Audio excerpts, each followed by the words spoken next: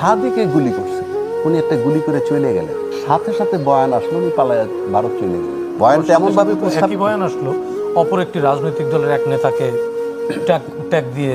ঠিক আছে, আসলো তো, পক্ষে বিপক্ষে হয়েছে। এবং কোন কোন রাজনৈতিক দল এই একই লাইনের একটা বিজ্ঞপ্তি দেওয়ার পর সেটাকে আবার সরাইও ফেলছেন।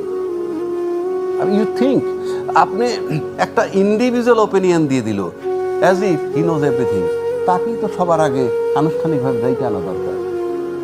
এই বাংলাদেশে আরেকজন নতুন রাজনীতিবিদ হয়েছেন সম্প্রতিকালে, বলছে 50টা হত্যা হবে, এটা নিয়ে অনেক বিতর্ক হয়েছে। আরেকজন বলছে সাংবাদিক এই দেশে থাকেন না, ইন্ডিয়ার থেকে 80 জন লোক ঢুকছে। মানে পার্টিকুলার সংখ্যাটা কিভাবে জানে তারা? 80 জন লোক কি? ইন্ডিয়া তো বড় একটা দেশ, কাজ করতেছে, উনি জানে 80টা লোক আসতেছে, 79ও না 81ও না 80টা।